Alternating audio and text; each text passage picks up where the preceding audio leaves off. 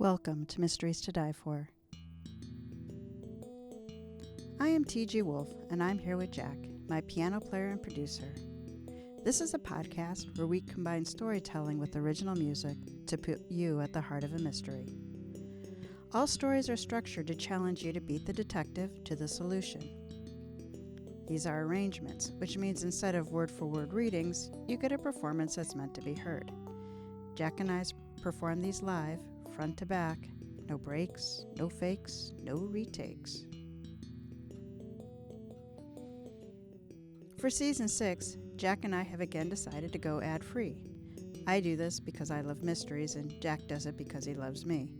Jack may be a starving college student, but it's because he hasn't mastered chopsticks and ramen at the same time. We do ask you to support the writers of our show. This week is Chuck Brownman. Check him out, buy and read his stories, and help other readers find him. Make writing for Mysteries to Die For the best decision he could have made. In your review, tell him Tina and Jack said, Bonjour. This is Season 6, Things That Go Jack in the Night. This season contains truly imaginative mysteries around one of the most common words in the English language. From the brandy distilled from hard cider known as Applejack, to that nefarious one-eyed Jack, to the animals, vegetables, fruits, tools, and weapons and slang, the way the word Jack is used in the English language is unique, inventive, and too numerous for us to count. And yes, it's also the name of my piano player and producer. For episode 10, a jackknife is the featured Jack. This is Jack the Knife by Chuck Brownman.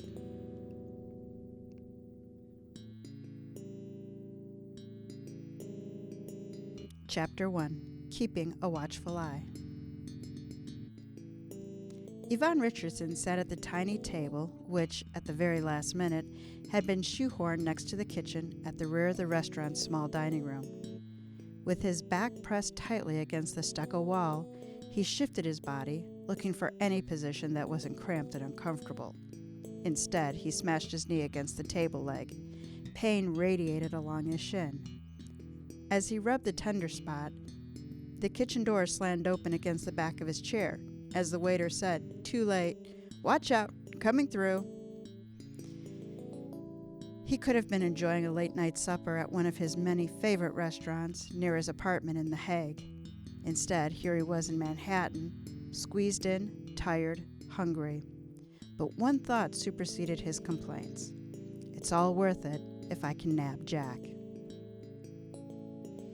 The aromas and sounds coming from the kitchen, beef, chicken, shrimp, sizzling, sautéed, and seared, were making his mouth water. He hadn't eaten much today, having flown in earlier this afternoon from Europol's offices, landing at JFK late with barely enough time to clear customs, change his clothes at the hotel, and arrive at the restaurant to strong-arm Henri Robichaud, the restaurant's owner, to arrange this tiny table setup. He grabbed another warm roll. It would have to suffice. He couldn't be distracted by a meal. He had to stay vigilant. At this early hour, just after 6, only 3 of the table's 11 restaurants were currently occupied. Only open a few months, Henri's restaurant still carried the old name, Plongeur Pierre, literally Pierre's Dive Bar. Henri had admitted to Yvonne earlier today that he hadn't had enough money or time to change the name. But despite its recent opening, the place was starting to generate some, quote, buzz. And because the restaurant was a reservations-only establishment located in a still gentrifying neighborhood, he always kept the door double-locked and admitted customers only when they pressed the buzzer. But unsure whether the action would commence, Yvonne needed to be alert. Europol had gotten a tip. Jack the Knife would be here tonight. And whenever Jack showed up, a dead body soon followed. One of the world's most successful assassins, Jack had been tied to at least 24 killings over the last decade. Yvonne himself had investigated 6, and like colleagues at Scotland Yard and the FBI and other top-tier law enforcement agencies, he hadn't come close to identifying or apprehending the killer. But tonight was different. For once, they knew in advance where Jack would strike. And I'll be here to grab him, he thought. As Ivan took another bite of the homemade dinner roll, melted butter making it soft and sweet, he glanced again around the compact dining area, maybe 8 meters from one side to the other, checking out the customers. At a table for 4 in the middle of the room sat 2 couples, laughing and talking in an animated fashion. Maps and brochures lay scattered on the table as they debated which to visit tomorrow, the Metropolitan Museum of Art or some aircraft carrier berthed in Midtown. Tourist, and once with no taste at that. How could you forego the Met for an aircraft carrier? To the right of the tourist, as Ivan looked at the room, the smaller table against the wall was occupied by 2 men, both in their early 50s. Both wore expensive suits, had professionally styled haircuts, and were deep in a serious conversation. Corporate executives, finance guys or lawyers probably, or maybe members of organized crime, if that wasn't repetitive.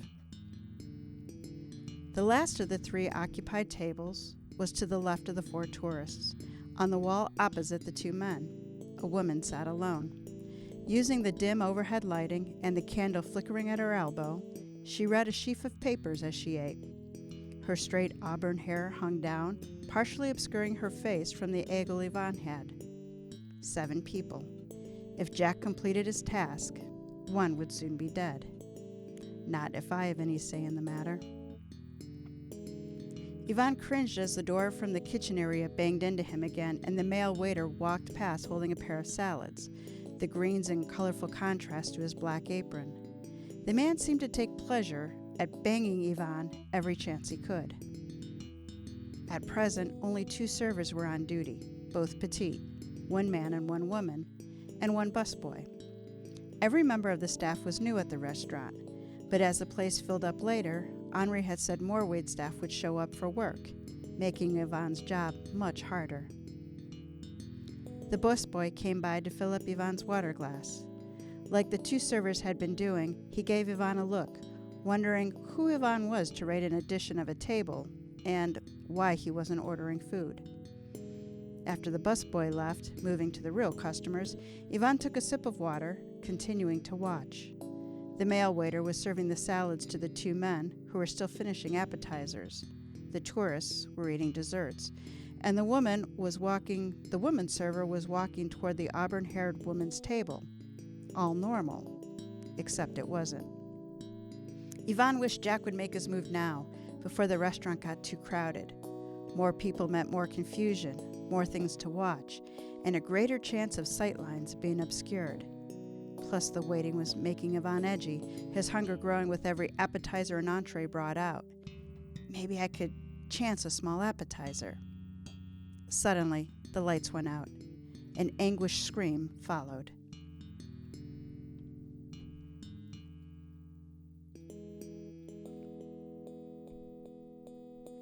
Chapter 2.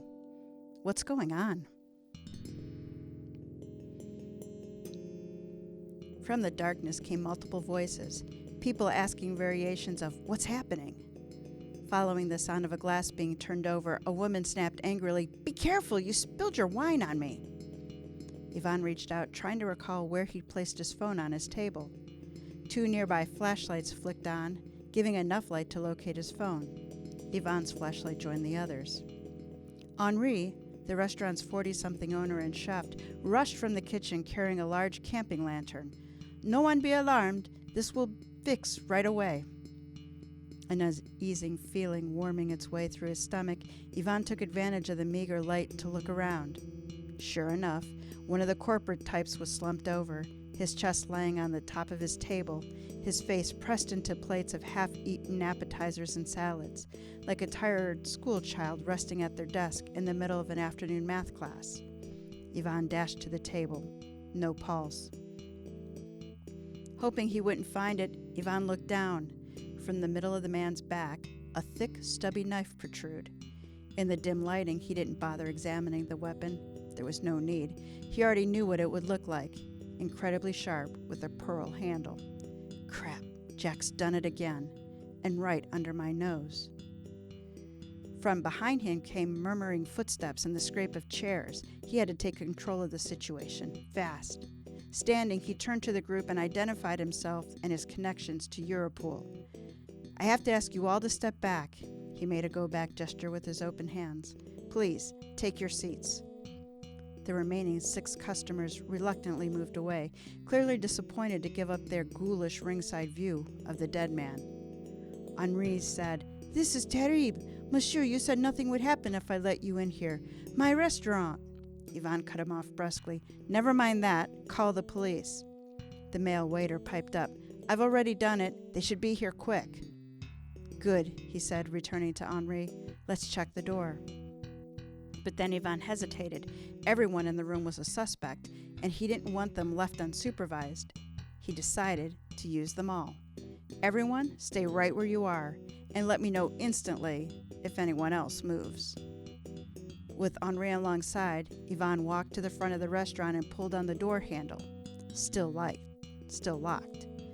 Jack the knife was still here, in the restaurant. I can still catch him. Yvonne turned, considering the 6 diners, 2 waiters, and 1 busboy. He could exclude Henri and the kitchen staff. Until now, they hadn't been out of the kitchen all evening. 9 people, and one of them was a world-class assassin. "Let's get these lights back on," he said, then followed the owner along the hallway containing the 2 restrooms and access to the kitchen. By the light of Henri's lantern, he found the device inside the breaker box, a timer used to throw the breaker at a preset moment. Using a cloth napkin to avoid disturbing fingerprints, he pushed the switch.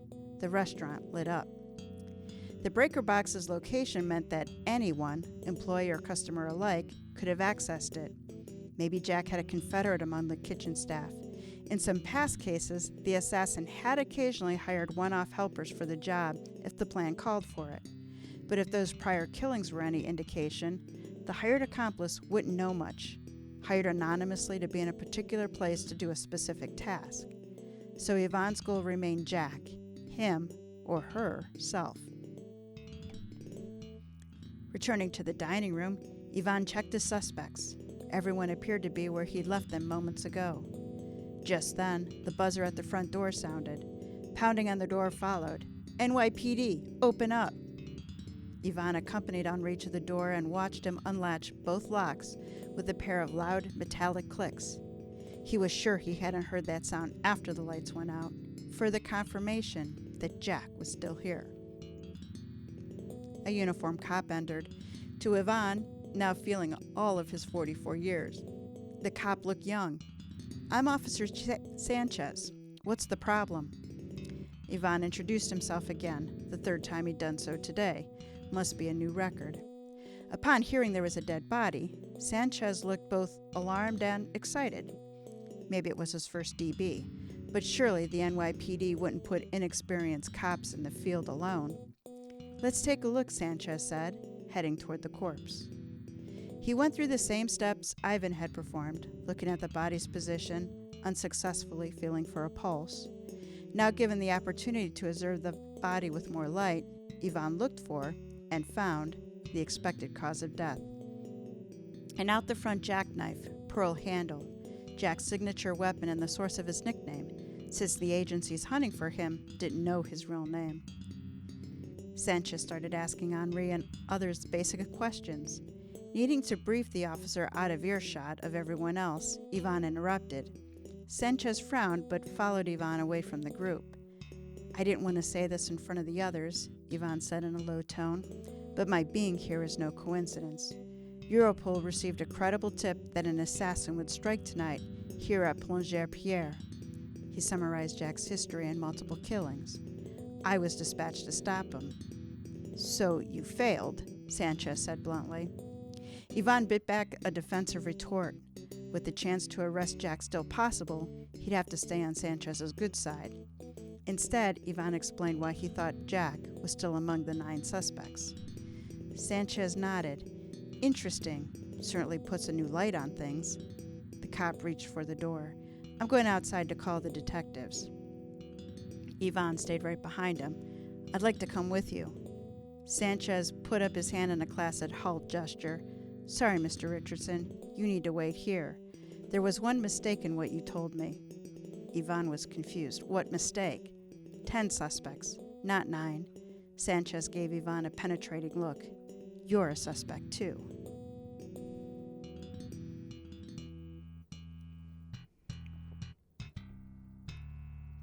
Chapter 3. Meeting Officer Sanchez.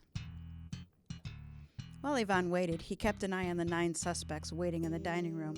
A few minutes later, Officer Sanchez re-entered the restaurant. Ivan could see that he didn't look happy. "Detectives won't be here for a while," the officer said.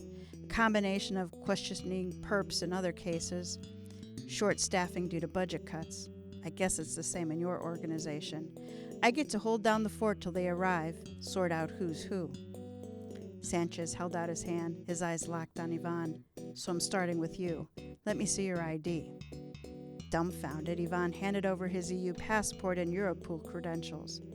Sanchez studied the documents carefully, then nodded and returned them. "I guess you are who you say you are." He rubbed his hands across stubble on his chin. "Don't mind telling you, I don't have a ton of experience with DBs. Sergeant Esposito, she's my watch commander, a real ballbuster. She said I'm in charge." He looked around as if verifying that no one was listening, then leaned closer to Ivan and said in a low voice, "But any help you can provide, on the down low?"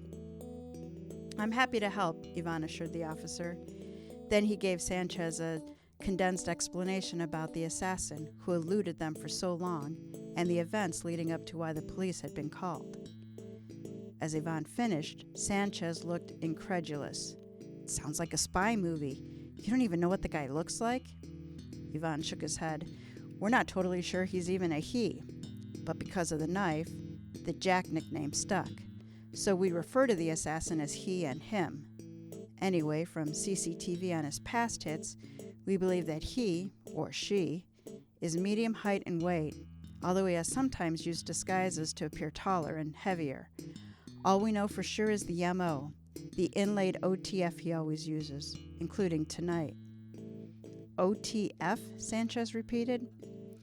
"Sorry, I've been chasing this guy for so long I sometimes forget that not everyone knows the files like I do." Ivan smiled, received an acknowledging nod in return from Sanchez, and then continued. "OTF stands for out the front knife.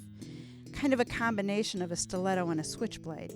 You push the button and the blade springs out straight from the handle, locked and ready to thrust into your victim." Ivan demonstrated as if holding a knife. "That's what makes Jack so unusual. He kills close up, even when they're well protected." Sanchez hitched up his duty belt. "Well, let's catch this guy," he said. He turned and marched into the dining room. Amused at the officer's enthusiasm, Ivan shrugged to himself and followed. In the few moments Ivan and Sanchez had been gone, everyone had moved as far away from the body as they could. Someone, probably Henri, trying to save his customers the sight, Ivan assumed, had covered the body with a tablecloth, but he couldn't ask the owner. Henri was nowhere to be found. Ivan suggested to Sanchez that, before talking to the 9 suspects, he get the names of the kitchen staff and send them home. Fewer people to watch. Sanchez agreed and then walked into the kitchen. "We can't leave," the heavyset tourist said. "I'm not used to being treated this way." "The officer will be just a few minutes," Ivan replied in a tone intended to calm everyone. Realizing that the crime scene was tainted, Ivan knew that his only chance of capturing Jack was to trick the assassin into a foolhardy move that would reveal himself. So he studied the group more intently than before, hoping to spot a clue. But everyone behaved as they should. The 4 tourists seemed agitated, especially the larger of the 2 men. The man seated with the victim was on his cell, talking about contingencies, contracts, and meetings. The red-haired woman who'd been eating alone sat patiently, studying the group as avidly as Ivan. And the waiters and busboys stood apart, talking amongst themselves and looking scared. After some minutes, Henri entered the dining room carrying a tray of appetizers. He offered them to his customers, along with abject and effusive apologies. A few minutes later, Sanchez entered the room. "It's about time," exclaimed the man who'd been dining with the dead man. "Can we go? I have an emergency meeting to get to." Sanchez replied, "You can go when I say you go." The tone of his voice had an edge of toughness. "For right now, you're all witnesses and suspects in the killing of that guy. No one's leaving yet." "But we have to," said one of the tourist women. "We have theater tickets. Show him, Charlie." She nudged the heavyset man standing beside her, who pulled an envelope from inside the pockets of his sports coat and brandished it like a Star Wars lightsaber. "Never mind that," Sanchez said. "I want to see IDs on all of you." Over a chorus of objections and grumbling, Sanchez gathered everyone's identifications and wrote them down. Ivan leaned against the wall watching, looking for a hint of who the assassin was. There was nothing. Then Sanchez joined Ivan. "What do you think?" the officer said, thrusting the paper toward him. Ivan scanned the names. The two couples he'd taken as tourists, the Fredricksons and Millers, were from Indiana. He didn't know which was which. The dead man's dining companion was Matthew Morrison, address Washington, D.C. The redhead eating alone was Priscilla Hannigan, a local from Brooklyn. The two waiters, Morden R. Joseph and Sarah Hassan, and the busboy, Mohammed Saeed, also had local addresses. "Nothing stands out," Ivan said. "Of course, Jack would have a fake ID on him, and we don't have time to verify that each one is who he or she claims to be." He handed the list back to Sanchez. "Before we question any of them, maybe we should find out something about the victim." "You mean touch? Go through?" The officer turned pale, cleared his throat, and then looked away. Would you mind?" "Just my luck. 36,000 cops in New York City, and I get one with a weak stomach." Having to prop up Sanchez was going to make catching Jack that much harder.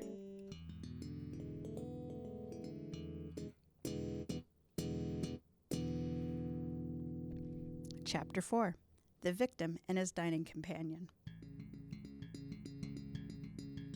Approaching the dead man, Ivan reached underneath the tablecloth and felt around, ignoring the looks of shock and disgust crossing the faces of the Indiana tourist and of Morrison, the dead man's companion.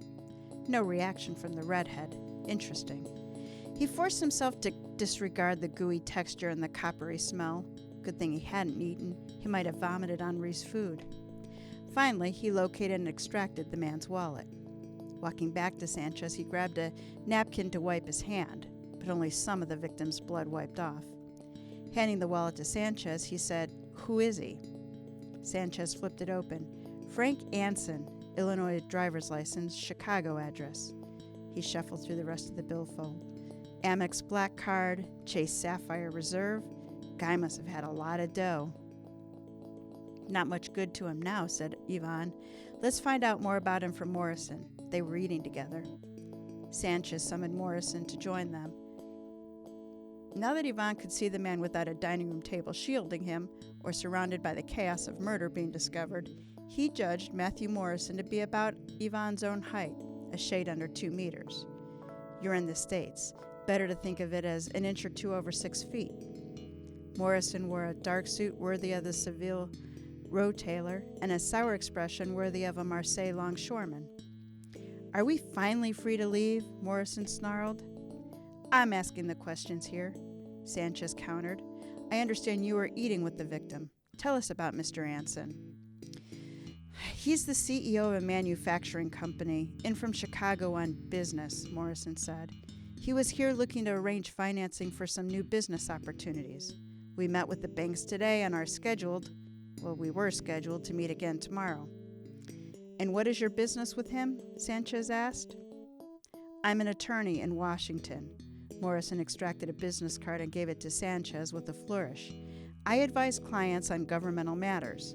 As part of the financing, there were regulatory issues we had to discuss with the bank." "What about the other customers?" Sanchez asked.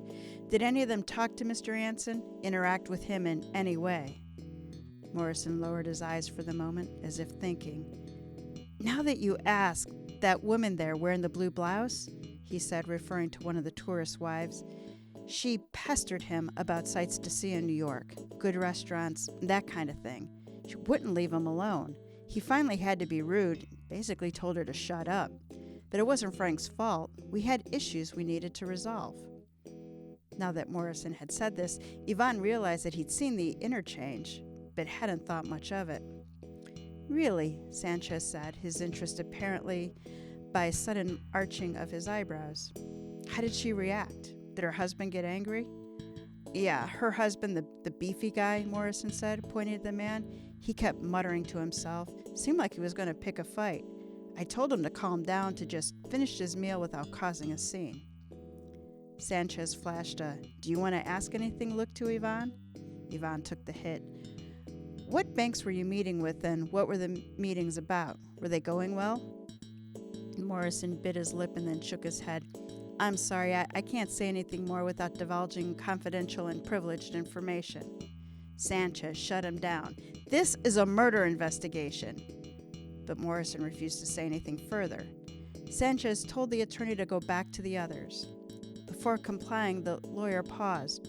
"You asked about the other customers." The lady was making a lot of contact with Anson. "Which one?" Sanchez asked. "The redhead eating by herself."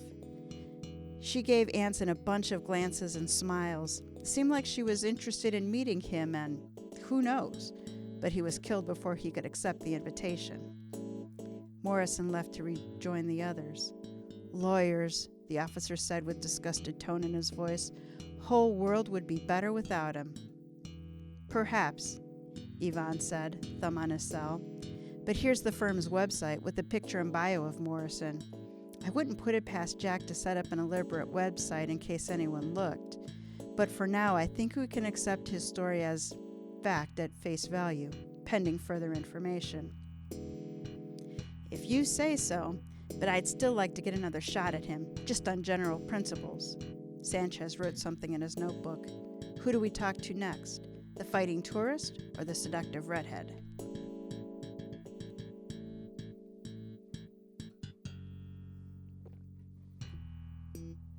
Chapter 5. A Crisis and Interviewing the Tourists. Before talking to the next suspect, Ivan wanted to wash his hands to get the rest of the victim's blood off. He walked past the small table he'd been sitting at and glanced in at the kitchen to make sure things were under control in there. They were not.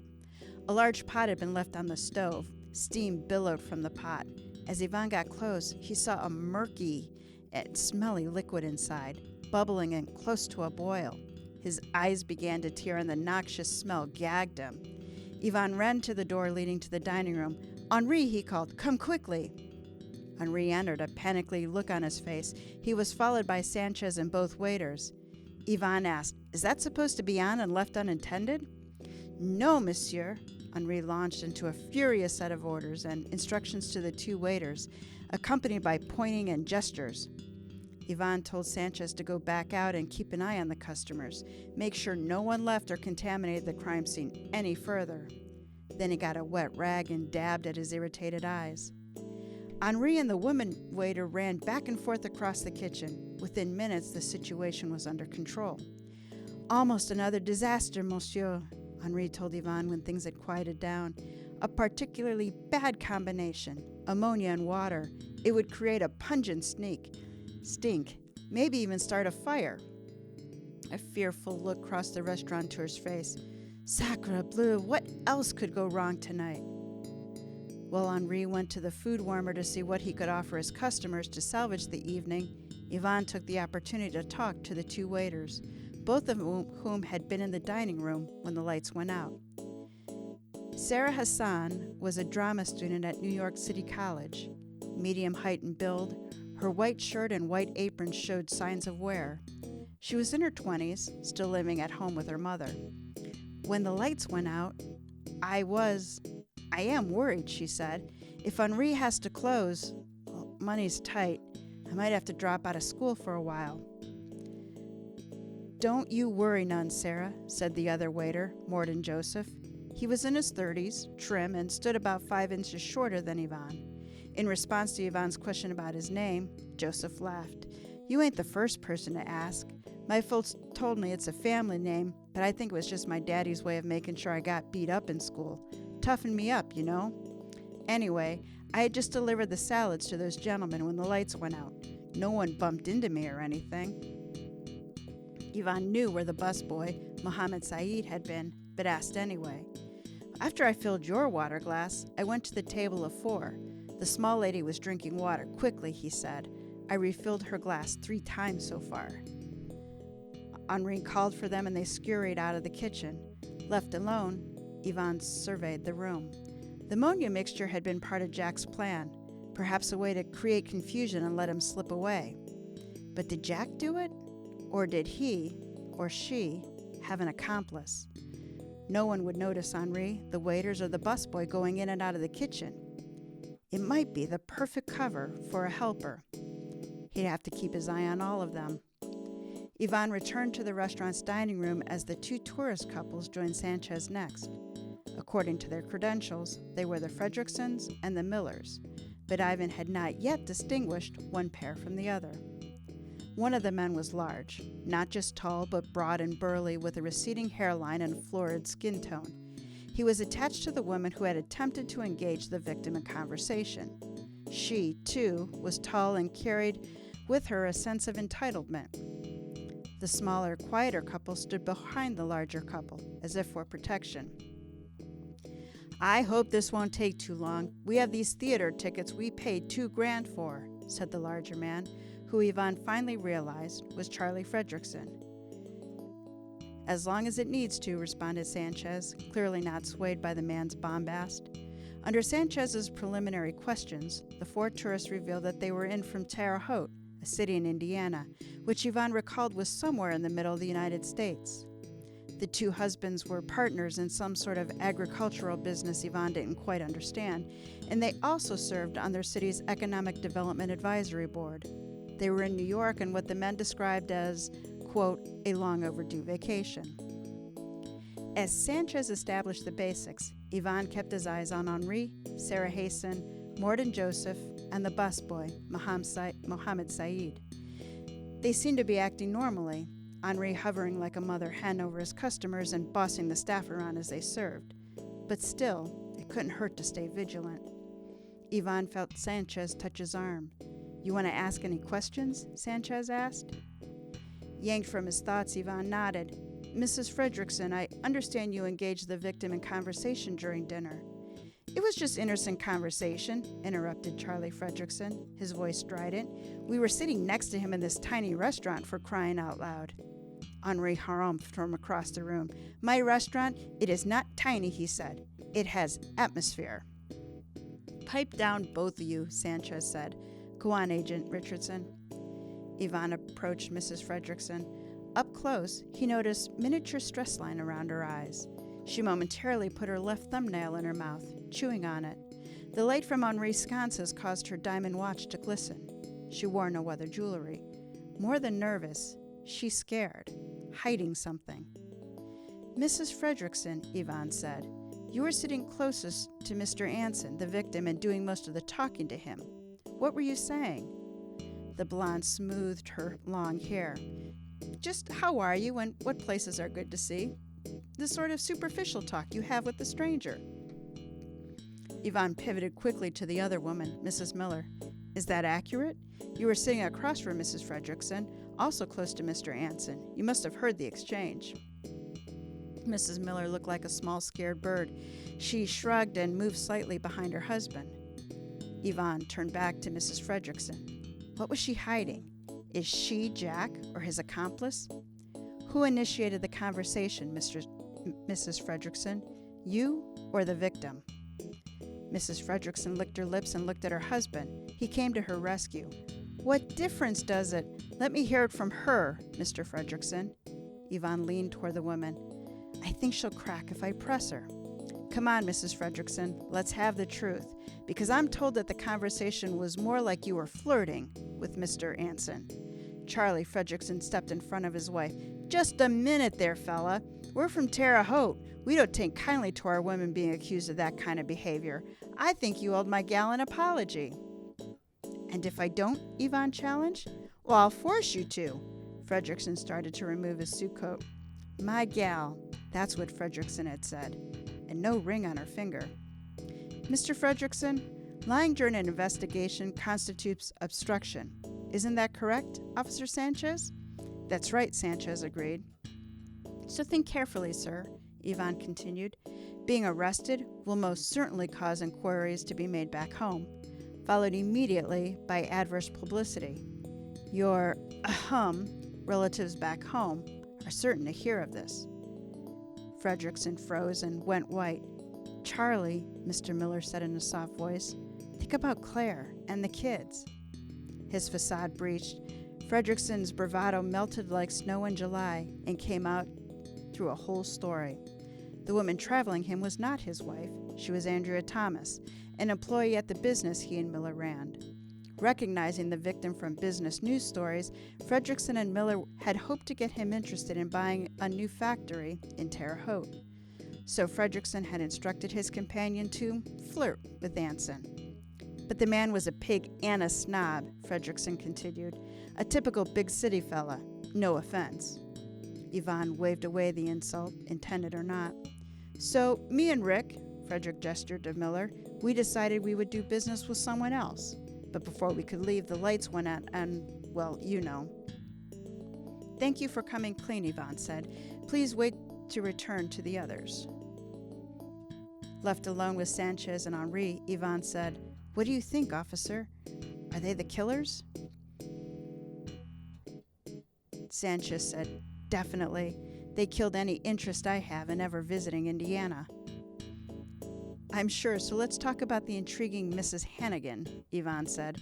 "Perhaps you will fare better with her."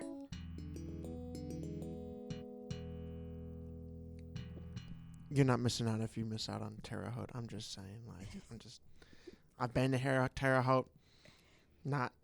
You're okay. You'll live, guys. Don't worry. So cruel, the Terre Haute. Chapter 6, The Redhead. Up to this point, Priscilla Hannigan had sat quietly at the far end of the room, watching everything like a tiger stalking its prey. At Sanchez's summons, she glided over to where Yvonne and Sanchez sat. Up close, she was prettier than from afar. Straight auburn hair framed sensuous lips that held a bemused, take-no-prisoners expression, and ended below her shoulders to where her dress swelled nicely. If this had been a 1930s noir film, Hannigan would have been the femme fatale that distracted and nearly destroyed the hero. Yvonne had to force himself to focus on what the woman was saying in response to Sanchez's question. "I enjoy trying new restaurants around the city," she said, her voice seductively throaty, "and I'm a private person, so I often eat alone." Officer Sanchez seemed to have as much trouble concentrating as Yvonne was, if not more, so Yvonne told himself to focus and fill the silence. "And yet, Miss Hannigan, you seem to be eyeing Mr. Anson throughout your meal. Had you ever met him?" "No," she said simply. Yvonne waited for her to add more, but apparently she was one of those rare people who didn't need to fill the vacuum of silence. "So why were you eyeing him?" he asked. "Academic research," she replied, and then lapsed into silence again. Yvonne wasn't sure which of several common answers he was expecting, but this one didn't make his top 10. "Academic research?" he repeated, aware that he sounded like a schoolchild. She pulled her lovely auburn hair, and off it came, a wig concealing a curly brown mop. "Maybe she's Jack and she's getting ready to confess." "Oh, that feels much better. That wig is really tight." She shook her head and ran her fingers through her hair. "I'm an assistant professor of sociology and human relations at BQS. That's a community college with campuses in Brooklyn, Queens, and Staten Island." "And your work entails going out to dinner in disguise?" Yvonne asked, thoroughly confused. "I'm working on my dissertation," she explained. "I focus on how adults create and commence social interactions in public settings." Yvonne took a moment to decipher her words. "So you're studying how people pick each other up in bars and restaurants?" "I just said that."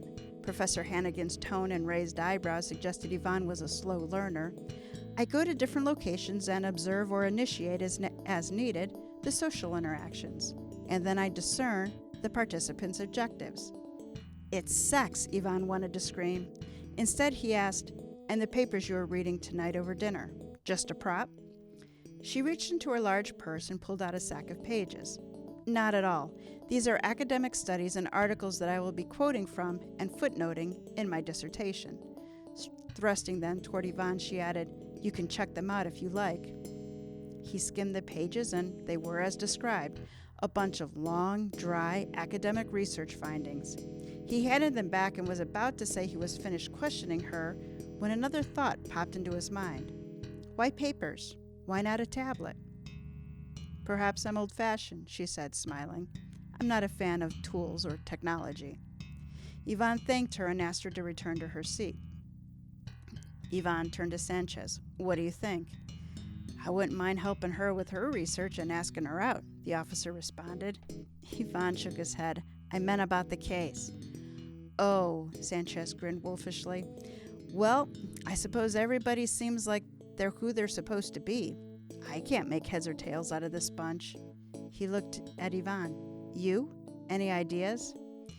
Yvonne thought about everything he'd seen and heard tonight, filtering it through his Dutch education, Europol experience, and what he knew from chasing Jack the Knife for many years. Then he nodded. Yes, I have an idea. Let's solve this. And we've reached the deliberation.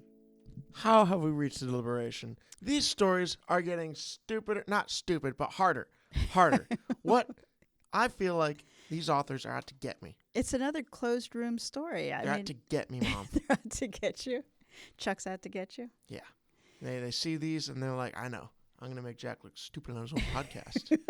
On his own podcast? Come on. All right. Well, tonight's murder is tonight's special on the menu at Henri's restaurant. Jack the Knife, a skilled assassin, has killed his target, Frank Anson, and hasn't yet been able to escape. Europol agent Yvonne Richardson and NYPD officer Sanchez need our help to identify the killer in a room full of suspects. Okay, so here's the suspects in the order that we've met them. Now I've eliminated the people who truly are not suspects. Okay. So we have Matthew Morrison, D.C. lawyer who worked with the victim. Uh-huh. Sarah Hassan, I think I said her name both ways, a waiter at the restaurant and a student. Is it supposed to be Hassan? It's Hasan. Oh, never mind. If it was two S's, I think it'd be Hassan. So I think I pronounced it Hassan, and then I was like, no, there's not two S's. Yeah. So, Morden R. Joseph, he's the other waiter at the restaurant. Uh-huh. Mohammed Saeed, who I also said his name two different ways, a busboy at the restaurant. Okay. Charlie Fredrickson, a businessman from Terre Haute, Indiana. He's the blustery one. Mr. Miller, who didn't even get a first name, Fredrickson's friend and business partner. Okay. Andrea Thomas, Charlie Fredrickson's quote-unquote date. Yeah. And Priscilla Hannigan, a professor at the local community college. Okay. All right, so here are the facts. All right. Jack the Knife kills by getting up close and personal with his victims using an OTF jackknife. Okay. Anson was killed in a matter of seconds when the lights went out in Henri's restaurant. All right. The woman closest to Anson, Andrea Thomas, tried to make conversation to the point of annoyance as directed by her boss and lover, Fredrickson. Okay. Fredrickson and Miller hoped to entice Anson to build his factory in their city, but changed their minds after Andrea failed in her mission to flirt. Interesting. Now, Priscilla Hannigan was flirting from a distance, but for her it was all research. Okay. Morrison was sitting with Anson, the client who was paying for his services and could only keep paying if he was alive. Okay. Sarah, the waiter, was en route to Priscilla when the lights went out. Priscilla. Okay. Morden, the waiter, was near the dead man's table having delivered salads, but didn't see or feel anyone. Interesting. Mohammed, the busboy, was at the tourist table refilling water glasses. Okay. In addition to killing Anson, Jack or an accomplice put a pot of ammonia and water to boil. So, who should Yvonne arrest to bring Jack to justice before dessert? Okay. So I have multiple things to point out. Okay. One, I feel bad for people in Terre Haute. I'm sorry. I said it, and I felt bad to the people. I don't feel bad for any other object that exists in Terre Haute. Screw that place. Have you been any place except the one place? Except for the one place that I performed in? Yes. No. But I hated that performance. And therefore, screw Terre Haute. I've been to a couple places in Terre Haute. I've been to the Indiana State University campus there. That's very nice. And we Wow. actually did some, my day job company did some work at both the water plant and the wastewater plant there. And the people there are very nice. They're very Midwest Indiana people. Like I said, I'm sorry to the people, not to the physical location. Okay. Okay. Second of all, how did the lights turn off? There was a gizmo or timer set in the fuse box, Okay. so that at a set time the lights went off. Okay. So everyone was where they had to be. Okay. Now So that fuse box, they said, was in the hallway where the kitchen and the bathrooms were, so everybody had access to everyone it. had access. Interesting. I don't think so. The thing that I thought was weird is the comment he said. What's the guy's name again? Starts with the Y. Yvonne? Yvonne. It's spelled Ivan, and I think I slipped up there a time or two and said Ivan. Yvonne. Yvonne. My bad. I thought it was spelled like Yvette, which is spelled with a Y. But Yvonne asked her why she, like the Scientologist, not the Yes. sociologist, why she used paper instead Yes. of a tablet, and that seemed like a very specific thing to add. Like Hmm. it was, he stopped. So I feel like that has something to do with it. However, I don't know how. Okay. So if we're talking location wise, technically I think all three waiters had the opportunity to have been near him. I don't think the waiters had anything to do with the killing itself. I mean, all three waiters were standing, They were and standing. all of the patrons were sitting. Yes. But the killer, I guess the killer could work there.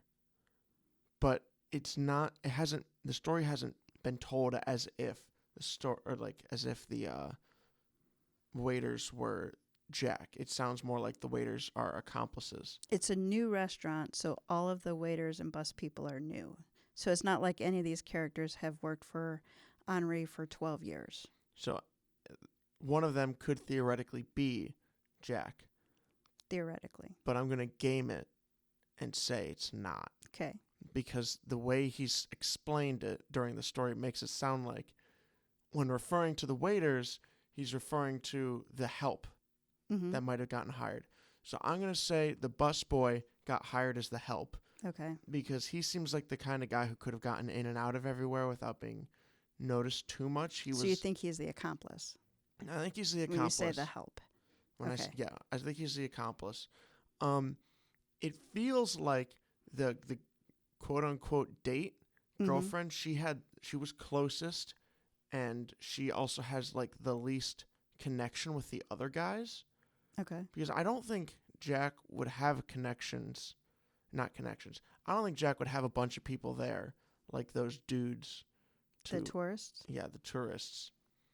To like know who he is. Mm-hmm. And she doesn't seem like, she seems like she could very easily, slip in and out of that whatever social situation. Okay. I feel like I'm not explaining myself well. But No, I'm going to go with the date. Andrea Thomas and Morton, and we'll see how wrong I am. Wait, Morton or Muhammad? Oh, is Muhammad the... So Muhammad is busboy? the busboy, That's what I and meant, Morton Muhammad. is the waiter. Too many M names. I didn't notice how similar they were until you just said that. Muhammad and Andrea. Okay. I know I'm wrong, but I would want to know how wrong. Okay. Well, before we go into that, I want to remind those who are also mystery readers that the companion book for this season and all the previous seasons, A Word Before Dying and Move It or Lose It, are available in ebook and trade paperback from online retailers.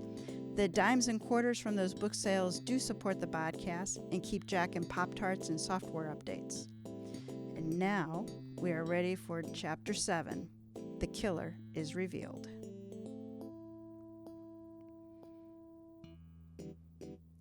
Per the plan hastily set up between Ivan and Sanchez, Ivan stepped in front of the group as Sanchez positioned himself at the back, behind everyone. Henri continued to ply his customers with complimentary wine and hors d'oeuvres in an attempt to avoid negative online reviews, while the Fredricksons and the Millers talked quietly amongst themselves. Priscilla Hannigan read her academic papers, and Matthew Morrison alternated between phone calls and either texts or emails, probably trying to salvage the financial deal Frank Anson had been working on. Joseph, Hassan, and Saeed The 2 waitstaff members and the busboy helped Henri, but also cast nervous glances at everyone. Ivan held up his hands for silence, and the group grew quiet. I want to thank you all for your cooperation. I know it's been a difficult and trying time, but let me assure you, it is almost finished. You've caught the guy? Asked Charlie Fredrickson. Almost, Ivan nodded. I know who it is, and I can prove it. He paused dramatically, watching everyone's reactions, likely still worried that Fredrickson's affair would be publicized by the murder. The 4 tourists looked nervous. So did Henri and the 3 members of his staff, albeit for different reasons, all revolving around money and whether the restaurant could survive bad publicity. Hannigan and Morrison each remained impassive, which Ivan expected, because both were accustomed to observing and not showing reactions. Before identifying the killer, he said, let me tell you how I arrived at my conclusion. Frank Anson was CEO of a manufacturing company, probably what is called a type A personality. That would make him extremely difficult to work with, or for. Of everyone here, you're the only person who knew him, Mr. Morrison. Am I correct so far? Matthew Morrison stared at Ivan, probably evaluating the pros and cons of answering, not answering, and hedging the truth. Everyone has their idiosyncrasies, he said, clearly selecting the middle choice. I'll take that as a yes, Ivan said, nodding. And in today's corporations are evil environment, that made him a target for liberal members of society. Right, Professor Hannigan? You deal with college students a lot. Priscilla Hannigan shrugged. That's outside of my field of academic study. Perhaps, he said, but even so, there are people who want the benefits of what a man like Anson could provide, things like job, money, fame, and power. Those are up your alley, aren't they, Mr. Fredrickson? Mr. Miller? Fredrickson remained belligerent to the very end, maybe helped along by Henri's generous pourings of wine. Nothing wrong with wanting those things, Agent Richardson. It's what makes America strong enough to protect you European wusses. The burly man pulled away as Miller tried to shush him. It's a fact and everyone knows it. I'll be happy to debate that another time, Ivan responded. But let's not forget that Mr. Anson insulted your female friend. Those kind of affronts must be responded to, either gallantly by the gentleman or viciously by the woman. Don't you agree, Mrs. Miller, Miss Thomas, addressing the 2 women and using the real name of Fredrickson's date? No, they said as one, we would never. Of course not, Ivan reassured them. The thought never occurred to me. Ivan caught Sanchez's eye and nodded. Be ready, Jack will react. So it's possible to create a motive, weak or strong, for each of you. And given the cozy confines of Henri's establishment, everyone could have dispatched Mr. Anson. Ivan paused. But only one of you, Morden Joseph, the male waiter, leapt forward and grabbed the serving knife fork from the platter Henri was holding. He held the long, sharp tines to Henri's neck. That's quite enough, Agent Richardson, he said, all remnants of his earlier good humor gone. I'm getting out of here, and no one's going to stop me. Even with this surprise, Ivan reacted, stepping toward Joseph and his hostage. You've got nowhere to go, Jack. Let Henri go, and I'll make sure you're treated fairly. Jack rotated, keeping Ivan in front of him. That's what you say now, but later it'll be a different story. You have my word, he said calmly. Then he shouted, Now! Officer Sanchez put the barrel of the gun against Jack's temple. One move and you're a dead man. It ended quickly from there. Jack let Henri go and Sanchez cuffed the assassin. Then he called the detectives to tell him that he was bringing up the perp. Sanchez walked over to Ivan. I'm taking him to the 27th precinct. You'll need to head there yourself. Ask for Detective Hill or Sergeant Esposito. They know who you are. Sanchez put out his hand. I enjoyed working with you, Agent Richardson. Next time you're in the States, let's get together and have a drink, instead of murder. Ivan laughed and shook the officer's hand. You're a good cop, Sanchez. Keep learning and having new experiences, and one of these days, you'll make detective. Let's hope so, Sanchez grinned and left with Jack in tow.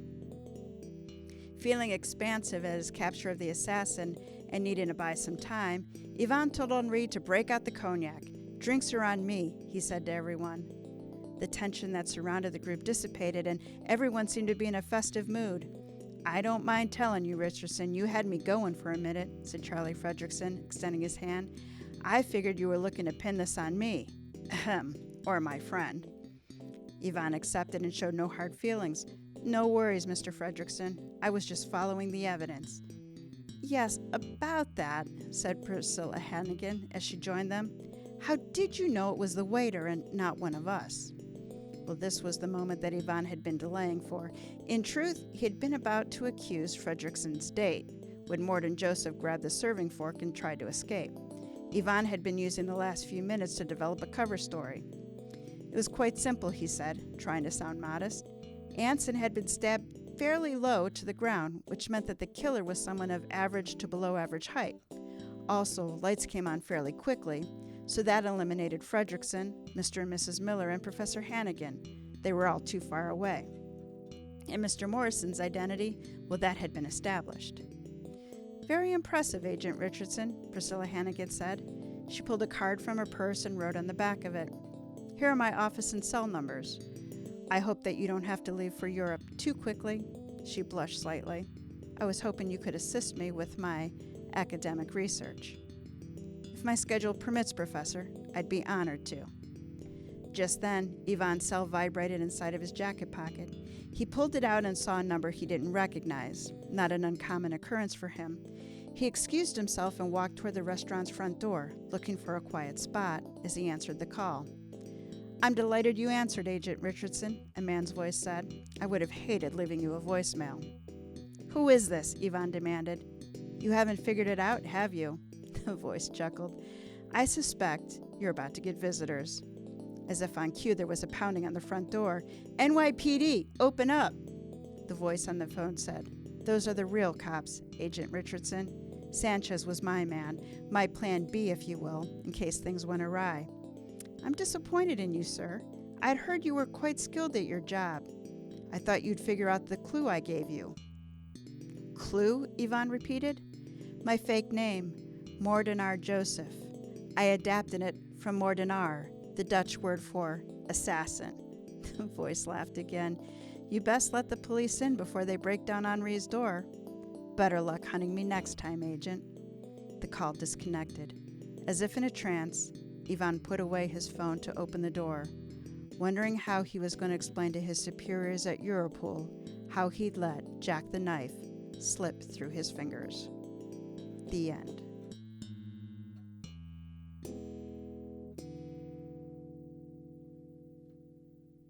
Well, I was wrong. I'll be the second to say that. The first one being every listener when they figured it out. Really cool story, wasn't it? That was a cool story. Yeah, I thought it was weird that they sent one dude to a murder. Yeah. And like just a regular old beat cop. Mm-hmm.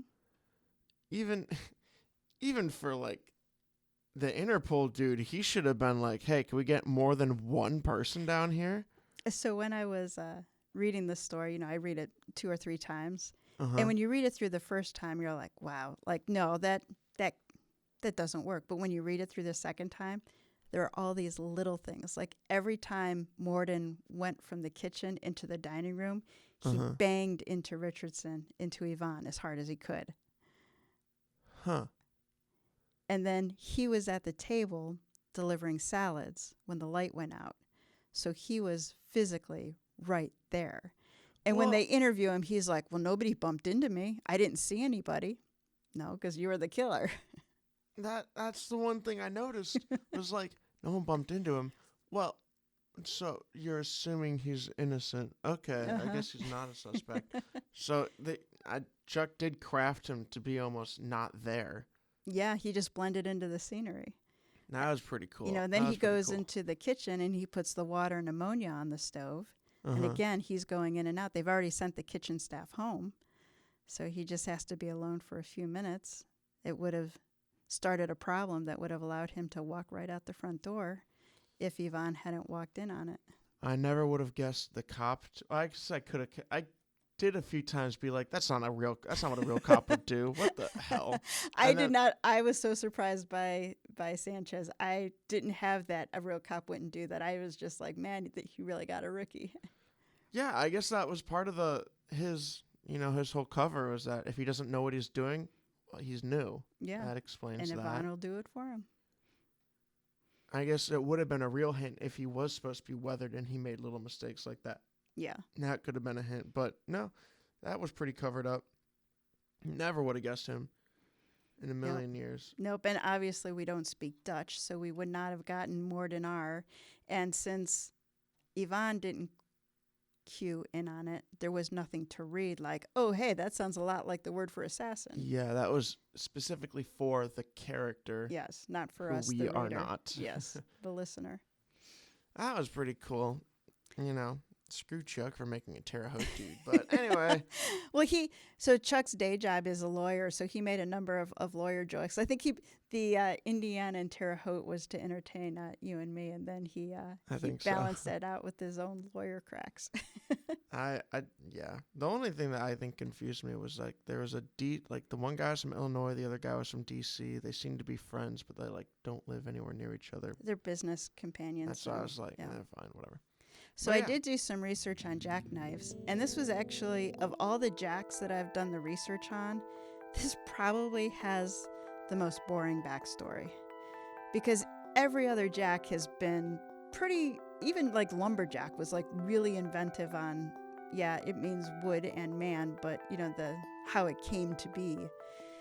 A jackknife is a clasp knife, and that's one where the blade folds into the handle, and they've been around since quote antiquity. I can't. What website did I pull this from? Wordorigins.org. The link is in the show notes. The term itself, the term jackknife, I have to say, I love the way jackknife is spelled, that it has a double K. I think that is just really cool. It dates back to the mid-17th century and arose in the north of England or in Scotland. The word jack obviously kind of means man, but it was like, how did it come to be a jackknife? According to Word Origins, the leading explanation is that it comes from gosh, I'm glad I didn't step over my tongue this way reading the story, is that it comes from a blend of jack of the leg. So in the north of England and Scotland, the knives are known as, and I'm sure I'm going to butcher this, jack-to-legs. The jack is from the use of the word man, and the leg is thought to refer to the fact that the handles of such knives are often carved in the shape of a human leg. To this day, jambette, little leg, is used in some French dialects to refer to a clasp knife. An alternate theory is that it comes from the name of a 17th century Flemish maker of knives, Jacques de Liège. There is evidence of clasp knives bearing his or similar names once existed. And Jacques de Liège could easily become Jack the Leg in the mouths of non-Spanish speakers, or people who butcher it like me. The earliest known appearance of the form of the word jackknife, or jack-to-leg, is in a 1642 inventory of wares of a merchant named William Mackerel, with a lot of double letters, of Newcastle upon the Tyne.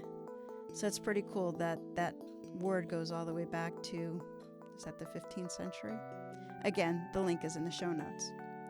So now a little bit more about Chuck. So Chuck Brownman has spent the last 25 years working on becoming an overnight writing sensation. Concentrating on writing mysteries and suspense short fiction, his work has been published in several anthologies, including ours, including the 2019 Eyes of Texas anthology from Down and Out Books, volumes 4 and 5 of the annual Death Edge Tales anthology, and a Book of the Month Club anthology. He won the 2017 Arizona Mystery Writers Short Story Contest and was a finalist for the 2015 Criminal Element Short Fiction Contest. His stories have also appeared on MysteryNet.com's site. In real life, Chuck is a Houston-based corporate and energy attorney, advising and working for some of the country's most entrepreneurial companies. He is also an adjunct professor of law and has spoken at legal seminars for many years. Keep writing for us, Chuck. We love your stories. The wrap-up. So this wraps up Mysteries to Die For. Please do support our show by subscribing, telling a mystery lover about us, and giving us a 5-star review. Check out our website, tgwolff.com/podcast for links to this season's authors. Mysteries to Die For is hosted by TG Wolff and Jack Wolff. The story was written by Chuck Brownman. Music and production are by Jack Wolff. Episode art is by TG Wolff.